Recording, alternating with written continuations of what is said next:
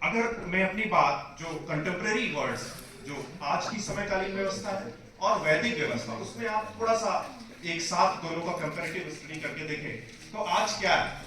आज हम एक लोक कल्याणकारी राज्य की बात करते हैं। लोक कल्याणकारी राज्य हम क्यों कह रहे हैं, आप भारत के संविधान से देखते हैं, आप चाहे प्रस्तावना में जाते हैं, चाहे राज्य के नीति निर्देशक तत्वों को देखते हैं, कहीं भी हमारा उद्देश्य ये कि राज्य जो कि उसकी जिम्मेदारी है कि सभी नागरिकों को उसकी मूलभूत सुविधाएं दिलाए, उनका कल्याण करे, सुरक्षा दे, इसलिए उसको धन की आवश्यकता है और इसी धन के उद्देश्य के लिए वो राजस्व से उस धन को वसूलते हैं। बिल्कुल उसी तरह जब हम वैदिक काल और उत्तर वैदिक काल की ओर बढ़ते हैं तो उत्तर वैदिक काल के आसपास आते आते हमारे पास जन और जन से जनपद, जो इतिहास के विद्यार्थी वो जानते हैं, पहले जन और फिर जनपद और फिर राजा का आविर्भाव हो चुका था। और उस समय जो कर की व्यवस्था थी, उस समय अभी तक कोई कर जैसा शब्द नहीं आया था। अगर राज्य में राजा का क्या उद्देश्य या राजा का क्या फंक्शन है, राजधर्म के परिप्रेक्ष्य से आप समझे तो राजा के बारे में एक जो सबसे बड़ी बात कही गई कि राजा कौन है, राजा किसको होना चाहिए, या राजा का सबसे बड़ा कर्तव्य क्या है।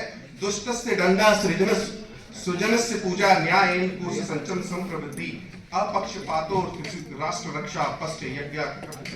यानी राज्य का जो सबसे बड़ा कर्तव्य है एक राजा का, वो है कि राज्य में जो दुष्ट हैं उनको दंड दिया जाए, जो सज्जन है उनका सम्मान किया जाए, और जो तीसरी सबसे बड़ी बात कि राज्य का जो कोष है उसका संवर्धन हो और उसका विकास हो, क्योंकि अल्टीमेटली उसी से प्रशासन को आगे बढ़ाना है।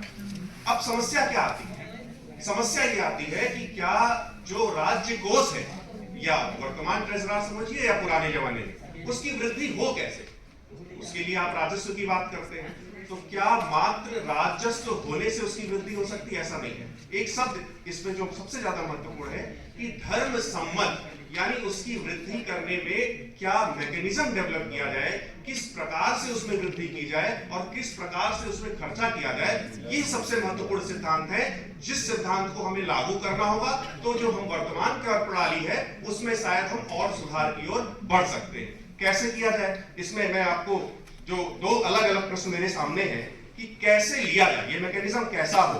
तो यथा अल्पा अल्पा मदनत्यया वार्यो कोष्ठ वस्त्रता तथा अल्पो अल्पो गृहीत्वा राजा रस्क शब्दिकरा। यानी जिस प्रकार जो छोटे छोटे कीट पतंगे होते हैं या भौरे होते हैं, फूल से या खाद्य पदार्थों से थोड़ा थोड़ा पदार्थ ग्रहण करते हैं, वैसे ही राजा को थोड़ा थोड़ा वार्षिक कर लेना चाहिए।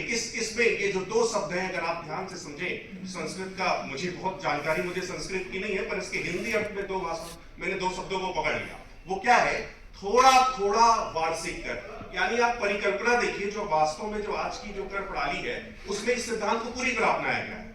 आपको कर कैसे देना है, एक तो वो एनुअल पैटर्न होगा, और दूसरा वो जो एनुअल का मतलब नहीं कि आप एक बार में जाकर के सारा जमा कर दें, वो थोड़ा थोड़ा होना है। इसलिए जो आज की जो पॉलिसी बनी हुई है, आप चाहे तो कितना आप कर कटवाते हैं आपके ऊपर है, लेकिन आप उसको शून्य नहीं करा सकते। कोई भी अपनी सैलरी स्लिप देखेगा तो कम से कम 10 रुपए ही कर कटेगा, लेकिन कर कटेगा क्योंकि नीतिगत सिद्धांत है एम्प्लॉयर का, यानी उस समय राजा का, कि थोड़ा थोड़ा कर लेना है। उसको हम धीरे धीरे अपने यहां शामिल कर रहे हैं।